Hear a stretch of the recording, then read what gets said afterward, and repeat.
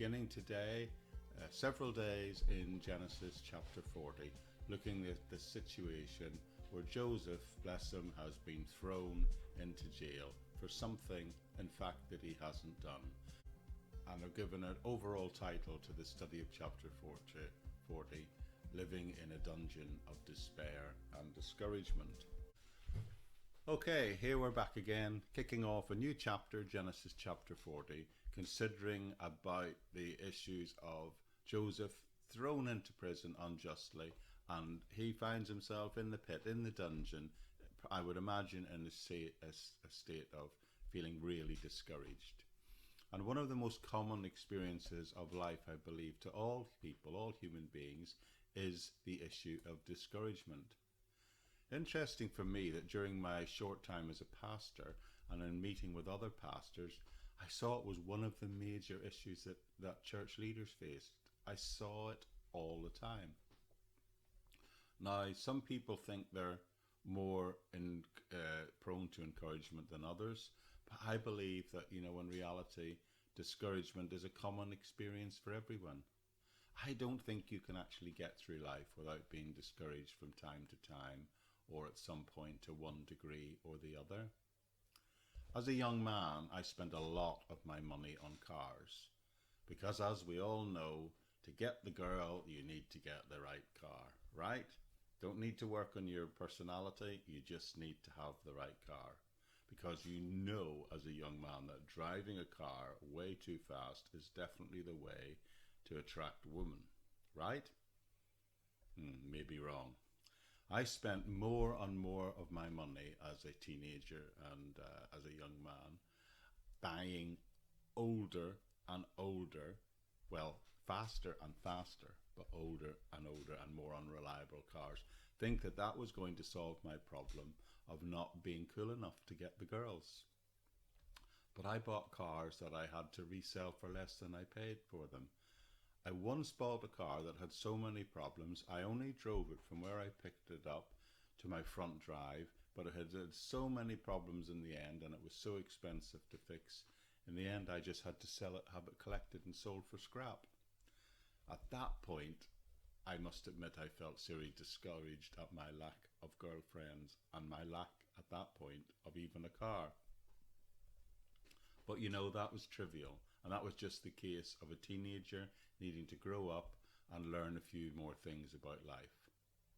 Some of the more serious cases that I've encountered, both in myself, have been times, particularly in my younger life, when I struggled in jobs. And I think I've encountered that with many other people as well as I've gone through life. I've known several people, and I actually know people right now who thought they were going to get a promotion at work and that things were going well, only to discover that they didn't get a promotion. In fact, the company downsized and they ended up getting what either amounted to a demotion or let go of altogether. I know of lots of people who felt they were on a career projection, a direction of travel, an upward direction of travel in their career, and then the pandemic hit a few years ago and they got furloughed, and for some of them, when the furlough ended, they never got taken back. They were laid off. A great deal of my daughter's friends at university, they all graduated together in 2019, and many of them thought they'd landed their dream job, only to find out that the pandemic hit them as well, and the rug was pulled out from under their dreams. And those jobs that had been offered literally 1 week in September, in the October, those job offers disappeared. And I know several people who never got back into the job at the previous level, and they're still in that situation now. And for them, that can be financially very serious. And with the current cost of living crisis, many people are getting really discouraged because they can't see a way through to make ends meet. I mean, we can all get discouraged when things like that seem to stack up against us. So what I want us to ask here is, how can we handle discouragement? Maybe that's a better title for today's message. I think I'll change it, as I said. Let's call the next 3 studies How to Handle Discouragement, because that might be a title that'll connect with people, and maybe they'll find some resources within this. Now we're going to look, as you know, we've been going through the book of Genesis for a while now, and we're going to look at the story of Joseph. We've come to the point in the text where I admit it doesn't specifically say he's discouraged, but I can believe that we can draw from his circumstances that it is completely reasonable to assume that he would be. If we were going to cover the issue of discouragement and cast across the whole Bible, there are all kinds of passages of scriptures on discouragement in other places that we could go to. But in this particular instance, I can say I can't imagine Joseph being anything else other than being discouraged, and I'll explain that in a minute. But what I want to do is see how he handles his situation and in this episode in his life. That isn't to say that this is all you can do if you're facing discouragement, or it's the only thing you can do. It's not an exhaustive discussion on the subject, but in my personal experience and in my own life, and in trying to encourage other people that I've met who are struggling, what I see in this passage is what needs to be done when we get discouraged. Interested? Well, I hope so, and I hope it's helpful. But the first thing I think we need to do, the vitally important thing we need to do before approaching is to admit to ourselves, at least, if not to others, that sometimes we get discouraged. I don't think we can begin to start drawing help from this passage, or more importantly, to begin to start helping other people who are disheartened, unless we can admit to ourselves that sometimes we too become discouraged. Now the plan is, over what I think will be 3 episodes, will be to go over this complete story expositionally that we find here in Genesis chapter 40, and then I want to spell out 2 specific things from this passage. As I've pointed out, it's not exhaustive. There are other concepts and ideas dealt with at other parts in the Bible, but there are 2 very specific things that this story points out, and they're absolutely vital as a foundation, I believe, for dealing with discouragement. These are the 2 things I want you to walk away from this chapter, which I believe you should carry with you for the rest of your life in case you ever become discouraged. And if you don't think you need this sort of resources today, well, I believe there's a good chance that you might need them in the future. I pray that you don't, but the likelihood is that you will. And you will certainly need these tools in your toolkit if you in any way wish to help other people, if you want to meet people at their point of need when they're disheartened and talk to them and help them find a way through. So we need to have a handle on this, not just for ourselves, but in order to help other people. Now, some of you might think when I actually get into the text that this stuff is really just common sense. But like in all things, when you look at things from a biblical point of view, you will find that the Bible puts a unique perspective on something that maybe you thought you knew all along, something that you thought the world believed and was just common sense. But the Bible, as ever, puts a unique and special spin on it.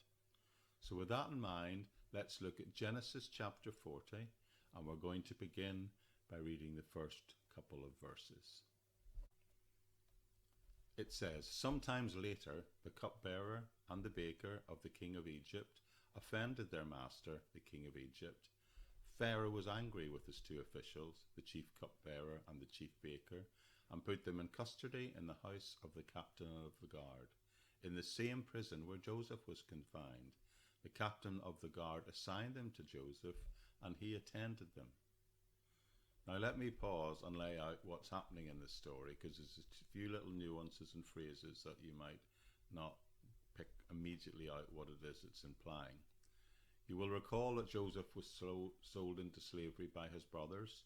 He was sold into slavery to travelling merchants who were going to Egypt, and they took him, indeed, of course, to Egypt, and there he was sold as a slave into the household of this man named Potiphar, who was a very important Egyptian official. Things were going well. Joseph was was being blessed in the house of Potiphar, and Potiphar's household was being blessed through Joseph remaining faithful and honourable to both God and to his master. But then Potiphar's wife had designs on him, and she tries to seduce him, but he resists her. Yet still, she tries, and then eventually she cries rape, which wasn't true at all. So her husband, hearing this, is naturally angered greatly and has Joseph thrown in prison. And that is where we left off the story last time at the end of chapter 39.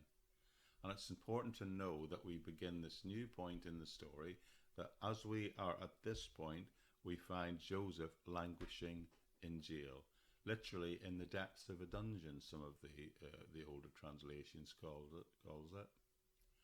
Now verse 1 tells us, after the passage of a period of time, a cupbearer and a chief baker are thrown in prison with Joseph, and their crime is that they've offended the king. Now we need to pause for a moment first and discuss what it means to be a cupbearer, or a butler it's sometimes called in some translation, and a baker, what those job titles actually meant at that time.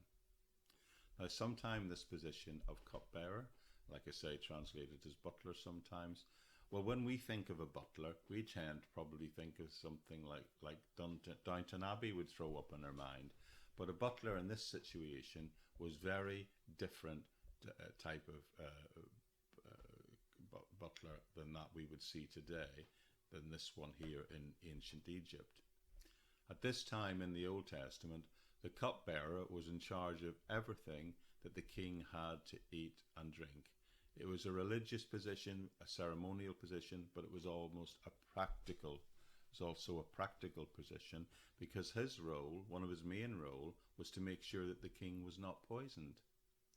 As a matter of fact, Nehemiah was a cupbearer for the king of Persia, but that story comes up much later in the history of Israel, and we'll get to that, I would imagine, in a year or so. But as I understand it, in some of these cases, and probably this one, the cupbearer would drink and taste whatever the king was about to eat and drink before he got it, so that if someone tried to poison the king, the Pharaoh that is, of course, the butler would then be, the cupbearer would then be the one that would become either ill or die. And if he didn't become ill or die, then it would be seen as okay for the king to drink it. Of course, that proposition assumes that whatever poison administered would be very fast acting, which wouldn't necessarily have been the case. But anyway, that's what it means when it says he was the cupbearer. That was his job. And the baker, well, that was just meant that he was more than a baker in our mind, because that's been segmented into one area of baked goods and breads. This is the person who is the chief baker. In other words, he's the one who's in charge of the preparation of food. Now, what this verse 1 says is that they both offended the king. Now, we don't have a clue really as to what they did. We can make educated guesses, but we can say that it must have been pretty serious. It wasn't just the cake of the baker burning some toast. They must have done something serious. Now, because they both are wrapped together in this event that caused offence to the king, some have suggested that maybe the king got sick, and after the cupbearer had ate or drank something, and that the king felt that they needed to be punished, and maybe it was the baker, of course, who prepared that food. But that's just a guess on my part. But at any rate, it tells us that whatever they did was serious, and it offended the king.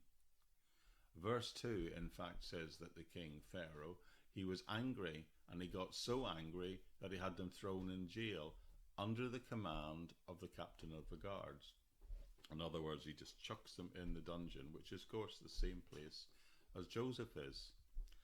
Now, what is fascinating in this verse is it says that he put them, in the custody of the captain of the guard, which was a title that was also used for Potiphar when he was introduced as a character a few chapters ago.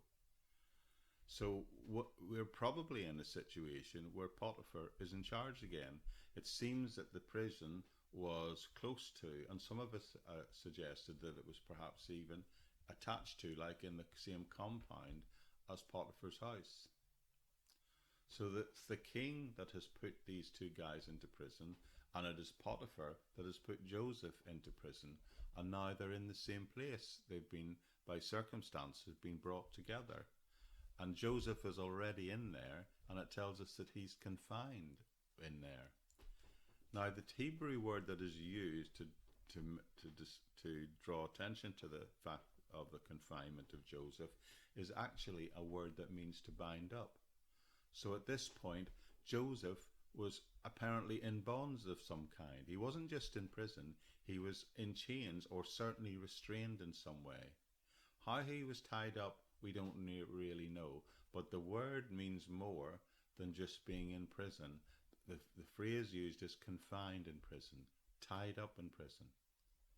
The text tells us this, and it tells us that the cupbearer and the baker get thrown in jail.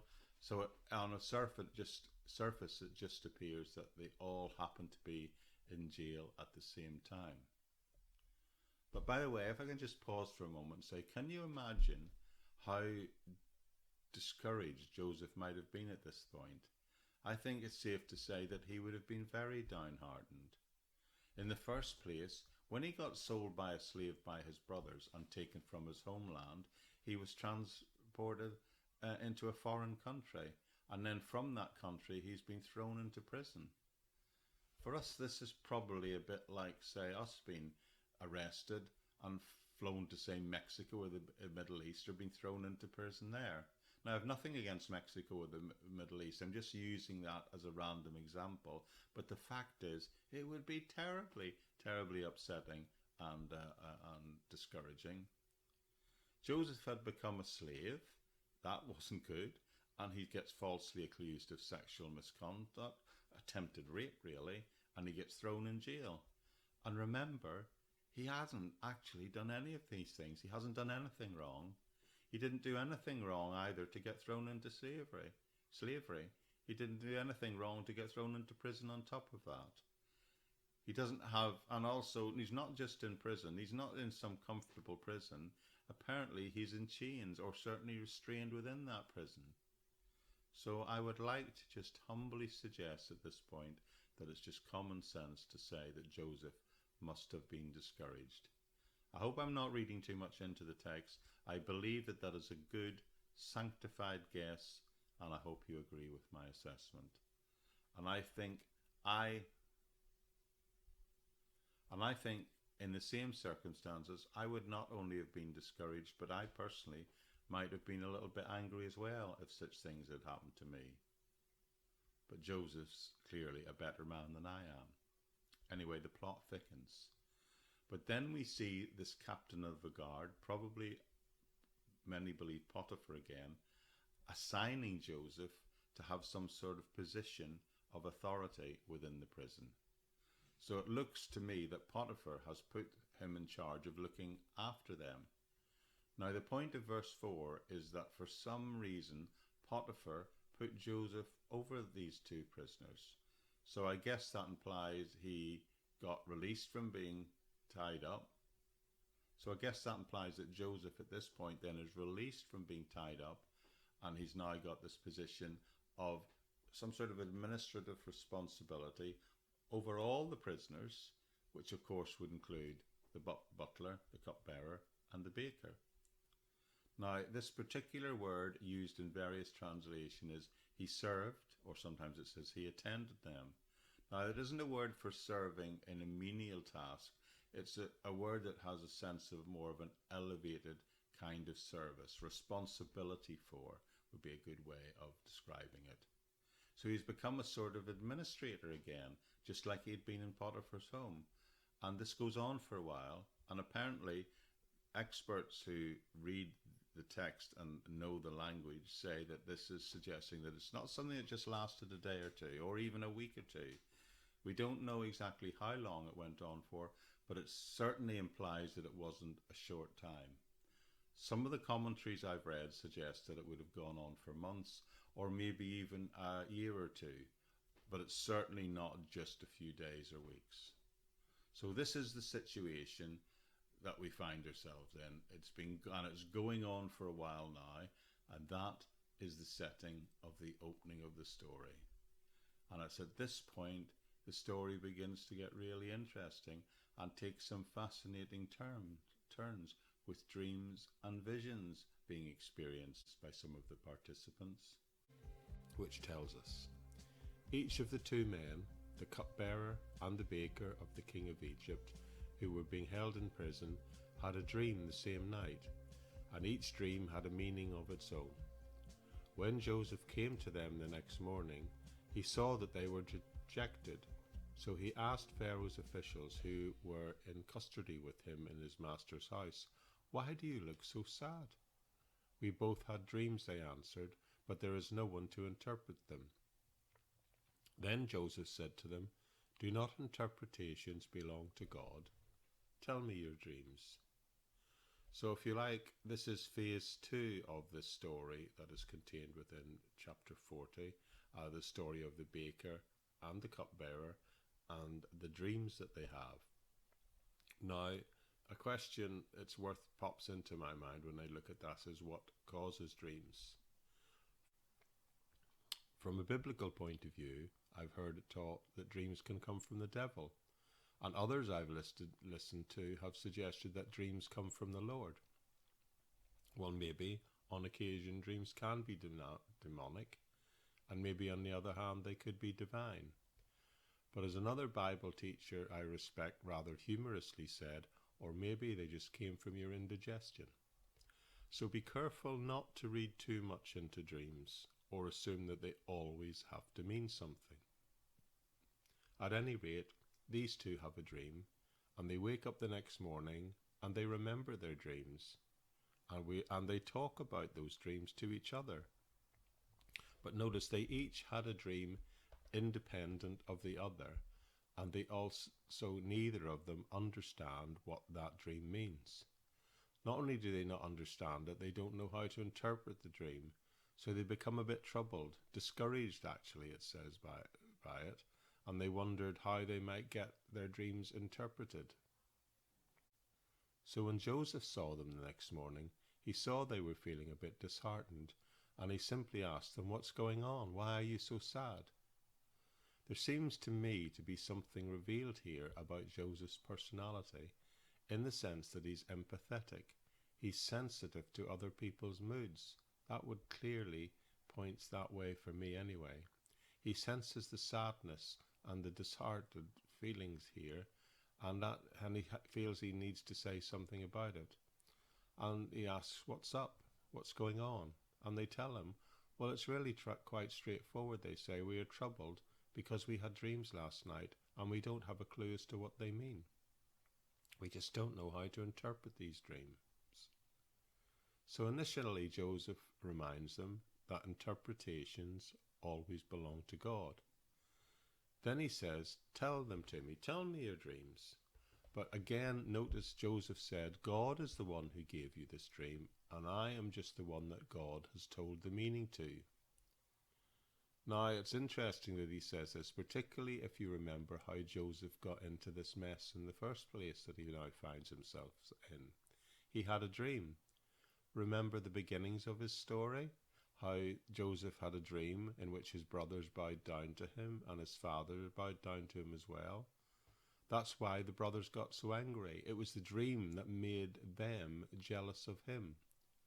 So dreams have been a big thing in the past for Joseph. Dreams and their interpretations have had enormous repercussions for him in the past. This was a big issue for Joseph. It was because of a dream his brothers threw him into a pit, and then they pulled him out of it and sold him into slavery in Egypt. That is exactly how he ended up in the mess he's in today. But at the same time, he knows that sometimes these things can come from God, and he accepts that one of the gifts God has given him is the ability to interpret dreams. So he simply says to them, "Tell me the dream."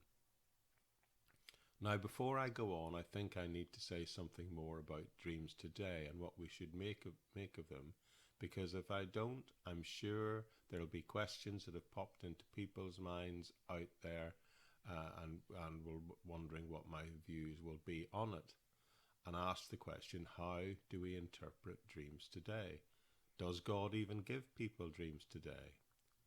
Well, the answer to that question is, it depends. They talk about this sort of thing a lot in psychiatry and psychology. And this is probably because the fact is, about 100 years ago, a guy named Sigmund Freud really put a lot of focus and emphasis on dreams. There was a time, if you went to see Sigmund Freud or one of his disciples, which was most psychologists and psychiatrists in the first half of the 20th century, so up until fairly recent times, if you went to see any of these people, they would put you on a couch, so to speak, sit behind you, and then they would ask you to start talking. And one of the first things they would often ask would be something along the lines of, tell me about your dreams. I know I'm simplifying this, but it was one of Freud's main theories, and that theory was that dreams were the desires and frustrations of the subconscious mind. And by talking about your dreams, you could figure out what your problems were. Freud believed it was likely your problems were deep buried in your subconscious mind. Now, it's hard to prove or disprove something like that, and it's worth also noting that a lot of modern-day psychiatrists and psychologists now reject that idea from a scientific point of view. One of Freud's main contemporaries was a man named Carl Jung, who also talked a lot about dreams. And what I think is interesting, if a patient spoke to someone who followed a Freudian way of interpreting dreams and then spoke to another psychiatrist who followed a Jungian theory, they would find out that they both reached two very different conclusions and interpretations. So all I'm saying is that taking the widest view across all the disciplines that address these sorts of issues, the truth of the matter is, it seems to me, is you can't really reach any consensus as to what dreams mean. Which is to say, we don't just know for sure what causes dreams, we also don't know what they mean. Which tells me, quite simply, as Christians, we've got to be very careful if we want to try and start interpreting dreams. Now, the book of Hebrews in the New Testament is helpful about how we should approach these issues today. Chapter 1 of Hebrews says this: God, who at various times in various ways spoke in times past by the Father and by the prophets. Now, this is a clear reference to the fact that in the past, in the Old Testament, God gave dreams and he gave visions. The difference between a dream and a vision is he gives dreams at night, and visions are something usually experienced during the day. Then it continues in verse 2, but in these last days, in these latter days, he has spoken to us by his Son. So he's saying now, in these contemporary days, these current days, these last days, God mainly speaks to us through Jesus Christ. So for me, Hebrews chapter 1, verse 1 seems to suggest God communicates to us today mainly through his Son, and that revelation was given to us through the Scriptures, the Bible. Primarily, today, I believe God communicates to believers through the Bible, not in dreams. So I personally get very skittish when people say, I had a dream last night and the Lord told me. Be careful. I'm not saying the Lord can't do that, but when he does, I personally only want to look or consider that dream from the personal point of view of what that dream might be telling that individual believer.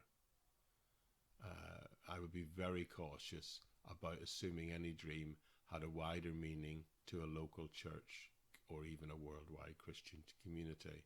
And it's worth noting that the types of dreams that Joseph is interpreting here are those dreams that have been experienced by these two individuals about their own personal situations. So I'm just saying be careful. And if you really want to know what God is saying, your first point of call should always, always be the Bible, the Word of God. All right, so Joseph says, I can interpret dreams, that's true, So let's just pick up the story in verse 9. So the chief cupbearer told Joseph his dream, and he said to him, "In my dream I saw a vine in front of me, and on the vine were three branches. As soon as it budded, it blossomed, and its clusters ripened into grapes. Pharaoh's cup was in my hand, and I took the grapes, squeezed them into Pharaoh's hand, and put the cup in his hand." Now remember, the man having this dream is the cupbearer. The text then continues. "This is what it means," Joseph said to him. So Joseph's going to interpret now. "The 3 branches are 3 days. Within 3 days, Pharaoh will lift up your head and restore you to your position, and you will put Pharaoh's cup in his hand, just as you used to do when you were his cupbearer. But when all goes well with you, remember me and show me kindness. Mention me to Pharaoh and get me out of prison. I was forcefully carried off from the land of the Hebrews, and even here I have done nothing to deserve being put in prison." Now this passage, or this portion of the passage, is pretty self-explanatory. Joseph interprets the dream. He says the cupbearer who saw a vine with 3 branches, the 3 branches had grapes growing on them. He squeezes the grapes into the cup, and Joseph says a significant part of this dream in terms of what it means to the cupbearer himself are the fact that the 3 branches are 3 days. So within 3 days, he's saying these things are going to happen. That's very specific, isn't it? Now, I'm led to believe if you go and visit one of those fortune tellers, like we have here on the local seafront here at Blackpool, they never tell you anything specific. In fact, I heard the rather humorous story of a young man who went to see one of these fortune tellers and asked if if he was going to have any luck in love in the future, and the fortune teller told him he was going to have a blonde come into his life who would worship everything he did. Well, the news was the next day his mum bought him a golden Labrador. Anyway, this is a very specific interpretation in these 3 days. And this interpretation for Joseph is, you're going to be restored to your old position of being a cupbearer. Then Joseph adds this, "I'm just asking one thing," he says. He says, "I didn't do anything wrong to end up here in prison. So if this dream turns out to be true and you get back to your old job, next time you're next to Pharaoh, please put a good word in for me," as we would say today. I think what he's really asking for, in fact, the text says so, it's called a kindness, a consideration in return for what he's just done for the cupbearer. I think the idea is he wants the cupbearer to bring to Pharaoh's attention his plight, because of course Pharaoh has authority over Potiphar, so that Pharaoh then might understand that Joseph did not do anything wrong, and maybe he might then let him out of prison. So in modern parlance we might say, "I've done a favour for you, so why don't you do one for me? I've just interpreted this dream for you, perhaps you can do this small consideration for me." Tell him, he says, "I didn't do anything wrong." Rather, he actually says, it's worth noting that wrong had been done to him. Anyway, let's pick up the story at verse 16. When the chief baker saw that Joseph had given a favourable interpretation, he said to Joseph, "I too had a dream, and on my head were 3 baskets of bread. In the top basket were all kinds of baked goods for Pharaoh's, but the birds were eating them out of the basket on my head." "This is what that means," Joseph said. "The 3 baskets are 3 days. Within 3 days, Pharaoh will lift off your head and impale your body on the pole, and the birds will eat away your flesh." Well, again, this portion of the passage is self-explanatory, but I think what is interesting here is you'll notice in the opening verse that when the baker heard that the cupbearer's dream had a positive interpretation, it was that point he said, "Here's my dream, give it a whirl, will you? Interpret it for me." But of course, he doesn't get the positive dream interpretation that he's seen his friend get. What he gets told is bad news indeed. The 3 baskets are again 3 days, Joseph tells him. The baker, remember, is the one in charge of feeding Pharaoh. only instead in this case he doesn't get a chance to give his baked goods to Pharaoh anymore, because Joseph indicates that he's going to get hung and the birds are going to eat his flesh within 3 days. So what's going on in this message is simply that the cupbearer and the baker they've got thrown in jail and they have dreams, and we have this circumstance where Joseph is able to interpret their dreams for him. I think it's interesting that one interpretation is good and one interpretation is bad, but they both had very specific dreams, and both those dreams had this theme in it that things are going to happen to them within 3 days. Within 3 days, both these dreams would be fulfilled, and the verses that follow that will tell us whether Joseph's interpretations are correct. So what we've been doing as we've been going through this part of the message these last couple of days is to just basically see this story where simply this cupbearer and the baker, they've been thrown into prison alongside Joseph, and they've had dreams, and Joseph has interpreted those dreams. I think it's interesting that one of them is a good dream and one of them is a bad dream, but both of these individuals have had very specific dreams, and within these dreams we found out that they would be fulfilled, and in the verses we'll follow out what Joseph's interpretations of those dreams are, and if in fact they are correct. So we've had 2 dreams and 2 interpretations. So what happens next? Well, let's close off the final few verses of this chapter, which says, "Now the 3rd day was Pharaoh's birthday, and he gave a feast for all his officials. He lifted up the heads of the chief cupbearer and the chief baker in the presence of his officials, and he restored the chief cupbearer to his position, so that he once again put the cup into Pharaoh's hands. But he impaled the chief baker, just as Joseph had said to him in his interpretation. The chief cupbearer, however, did not remember Joseph. He forgot him." Okay, that's the close of this part of the story of the life of Joseph. And this part of this story is pretty self-explanatory, isn't it? It's Pharaoh's birthday, and apparently that inspires him to throw a feast. And where there's a feast, he's going to need to make use of his chief baker and his cupbearer again, of course. So he raises them up, it describes it here. He brings them both before him, but the poor baker is killed, but the cupbearer, he gets restored to his old job. So just like Joseph predicted. So here we have the cupbearer back in his old job of handling the cup before it is handed into Pharaoh's hands. But the poor baker, well, Pharaoh must have decided that he was the one behind this original problem that they had that had caused them to be thrown into jail. However, the point for us to notice is that Joseph has interpreted these 2 dreams exactly right. And this chapter ends with the cupbearer not being grateful to Joseph, not remembering him, but forgetting to put in the good word for Joseph like he promised. Forget. Why did he forget?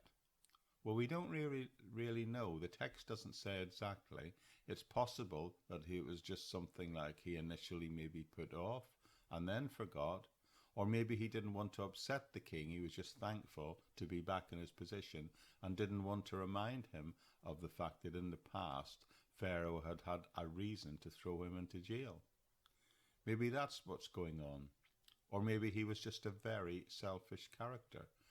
He had a character flaw that meant he didn't care once things had worked out for him. At any rate, it doesn't really tell us, but it does tell us he didn't tell Pharaoh what happened. Now, I couldn't help read this chapter and think about the emotional battle that Joseph must have been fighting through these circumstances. Put yourself in his shoes, especially in verse 23, where there seemed a degree of hope. And then they forget about him, or he forgets about him. The cupbearer forgets about him. Joseph must have been feeling alone and forgotten. I have heard accounts of stories, friends, some first hand, where people have attempted to take their own lives. They've attempted suicide because, as they described it, I quote, "I just felt nobody cared about me." I'm going to suggest that at some level, thoughts like this must have been going through Joseph's mind, at least to some degree. It would have been natural for him to have been discouraged in this situation, and natural for him maybe to even reach a point where he thought, there's little hope here. They both had got out. The cupbearer is now back serving the king, and he, Joseph, is still stuck in prison with nothing. So I think it's fairly safe to assume that he had got discouraged. I think so anyway. Now let me make some suggestions to sum this passage up by saying that when Pharaoh's butler and the baker were put in prison, they had disturbing dreams, and Joseph would interpret those dreams, and he'd interpret them to mean the cupbearer would be restored back to his position, but the baker would be executed. But he asks the cupbearer to remember him, but that hasn't happened. The cupbearer is forgotten. So that's the summary of the brief facts of the events that have occurred here, which of course mean Joseph, at this point, remains stuck in the dungeon. Now, the approach I'm taking to this chapter particularly is one, and I could have chosen different approaches, but this is one that I hope will help people who feel they're in a bit of a spiritual dungeon. Excuse me. When people get really discouraged, that's the way they feel. They feel alone, forgotten. A popular expression to describe the state of mind is to say, we're in a bit of a pit. Maybe you've been there. I talk to people all the time that feel that way. So let me make a couple of suggestions that I believe we can extrapolate out of this passage. Ideas that are based on the passage, and ideas and things that we can see that I believe might help us if we're being drawn into that frame of mind. There are other suggestions I could make, and in fact there are other really helpful passages in the Bible that I believe can help deal with discouragement. But I do believe that within this chapter there are two things that we can directly lift out from this passage. One is that when you're in the dungeon of discouragement, when you're feeling you're in the pit, use whatever gifts and opportunities you have to serve others. Don't just sit there and soak in your own sorrows. Do something. It's very important that the faithful do whatever it is that you have been gifted to do, and to continue doing it to the glory of God. Now, if you're not in work and you really feel that you need or should have a job, then your full-time job should be looking for a job. That's your job now. Now, what I like about that is, what I like about what I see here is it's saying to us, don't just sit there in your sadness. Do something. Use the gifts that God has given you. Now, if you can't do that through your work, then find ways of doing it by supporting other people. Maybe even consider volunteering until you can find gainful employment. Now, please, friends, don't think I'm saying this from some political perspective. I'm purely approaching this from a spiritual and a mental health perspective. Furthermore, the other thing we can draw out of it is that any difficulties we may be going through, I believe the Bible says that we can try and count on them as an opportunity to learn something more about God and learn something more about ourselves. Now, I know this isn't an easy thing to do, particularly when you feel trapped in a negative cycle, but it's really, really important that you try your best to take this approach. The book of James in the New Testament tells us that pure and powerful religion before God the Father is that you visit orphans and widows in their problems. Using widows and orphans obviously is an obvious example of people who are in need. So it's not the just widows and orphans, it's people who are most vulnerable in society, anybody who's struggling, in fact. Now, I've always found this fascinating and very helpful in my own life, certainly, and I've seen it being helpful in the lives of other people, that when you're in trouble, if you just go help other people, go find someone and help support them, then things really start to feel better for you. Don't just sit there, do something, I believe this passage is telling us. And that's what Joseph does here. And he ends up being of service to these two guys in prison. Now granted, he gives good news to one and bad news to the others, but this was his gifting and this was his opportunity to use it, so he did. And he did that even whilst he was in prison. That's what I've got out of the story. He could have become more, very, very sad, more and more bitter, maybe even what we would today call depressed. But what he did is he did what he could do in that situation. Now, I've given this advice to other people and they've come back and tell me that things have really improved for them. Not necessarily in their personal circumstances that they're facing, but certainly in their attitude to everything and their attitude to life in general. I remember one outstanding case which particularly sticks in my mind, when a guy I knew had got to a situation where he had got so discouraged, he told me that he had once been on the verge of suicide. But I also remember him telling me that a woman came to him and said, right now, today, go and do something that helps somebody else, and do it today. And he said he did that. He dragged himself up and he went out and he did something, and he said that really helped, and it really helped immediately. He stopped dwelling on himself and instead focused on the immediate moment of someone helping someone else, on their immediate needs, and helping them feel a bit better or about their circumstances, practically alleviating the circumstances that they were trapped in. And he said he immediately began to feel better about himself. So that's my suggestion, friends. Do something. Use whatever opportunities you have, whatever giftings you have, whatever opportunities are presented to you to go and help someone else.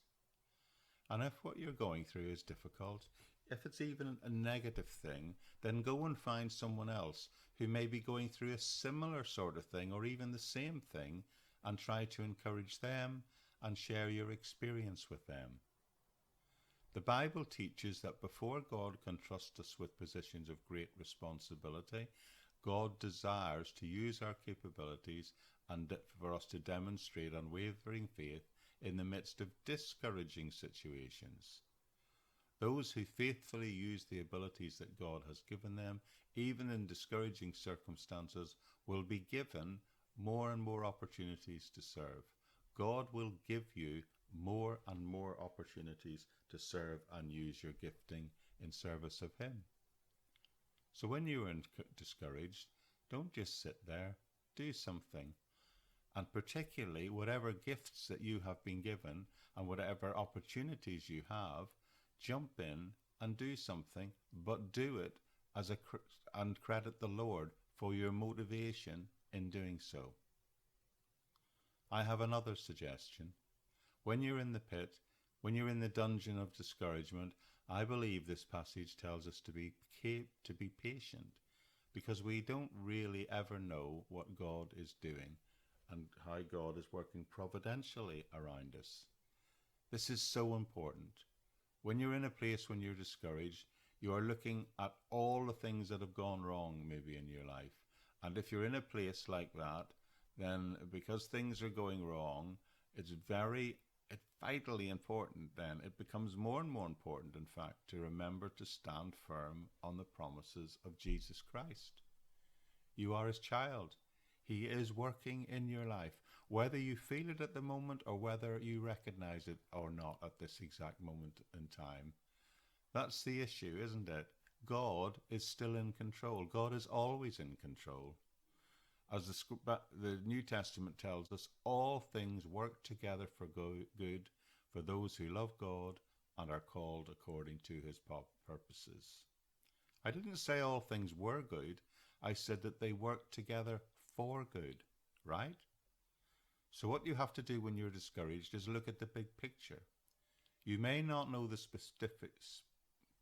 You may not know the specifics of what the future may look like, but you can know, based on the person of Jesus Christ and the writings across the entire Bible, that God can teach you through these circumstances and that he has good plans for you, and yet you can even know them and find them out in the midst of trauma. Most often we learn things through the difficult times of life, much more so than through the easy times. It's our natural human nature to want to live a trouble-free life, but there's really no such thing. And if there were, then we would never mature spiritually. All sunshine only makes a desert. We have to have a little rain in our lives to create something out of it. Someone has said the significance of this chapter lies in the fact that Joseph discovered his God-given ability to interpret dreams. And Joseph used this gift on this occasion, and it was a way of preparing that gifting, preparing the way for him later to be called by Pharaoh to interpret dreams. 2 years later, in fact. And it was a gift that when he expressed before Pharaoh would exalt him into a high place in the Egyptian government. Joseph is revealed here to have a gifting from the Lord. He has others, many giftings in fact, and we will see God use these as we continue to work through his story here in Genesis. His God-given giftings will put him in the place where he is in charge of the entire food supply for this whole country, and in charge of it during a vital time of famine. God had a purpose for allowing Joseph to be put in prison, as we shall see as we go through the rest of his story. So I'm just saying to you, if you're feeling a bit in the pits at the moment, I'm just saying, don't be discouraged, be patient. You may not know what God is doing in your life right now. He may do something in the future, dramatic for you, but you have no way of knowing at this point what that will be. Now, maybe you're a young person who feels that you've committed your heart to the Lord and that you have no real role within the church. I really believe that the church is missing an opportunity, and it's a disservice, particularly to younger men, that they're not enabling and equipping them to serve. But maybe you're sitting there, stuck in a position where you feel, I have giftings, I can serve, I should be promoted to positions of leadership in the Lord's work, especially if you feel that you have particular spiritual gifts. On the other hand, some churches put people into positions of leadership almost as soon as they become a witnessing Christian, and they begin to acquire even just the rudimentary knowledge of the Bible. People can tend to become impatient with this regard, and younger people can sometimes regard, well, as irrelevant the attitudes and programs of the Christian churches and the training and the institutionalizing of the way that the approach that can be taken. They would rather see ways of developing new methods or get out on their own immediately into active ministry, asking for financial support, sometimes just thinking that mature Christian methods are all out of date. Well, if you feel that way, I really understand it, and I went through a period like that myself for many years when I felt underutilized in my gifting. But if you feel that way today, then I suggest you do two things. Do what you can, express your gifting when and where you can and as the opportunities present themselves, but wait on the Lord to show you his purpose in that situation before stepping in. Got it? Let me conclude today by quoting someone who I think really put the finger on the pulse of what is being said here. He said, trials may be viewed from two perspectives, and it will make all the difference in your spiritual life which of the 2 points of view we take.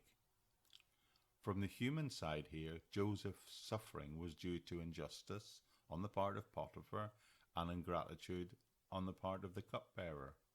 But from the divine side, these years were permitted for the purpose of training and preparing Joseph for the much greater work that lay ahead before him. If only we can look at the human side of the trials we face. If we only do that, we will become discouraged. It may even irritate us, anger us, and it can in fact lead us into a depression, a deep depression. But if we look at our circumstances from the divine side, we shall see God in everything, and we can even see that all things are working together for good. So you have a choice. You can take the human perspective or the divine perspective. And which you take will determine how quick you get out of any current discouraged state of mind and how quickly you get into a positive state of mind and the purposes of God. It's really your choice which perspective you take. I pray that you take the divine perspective.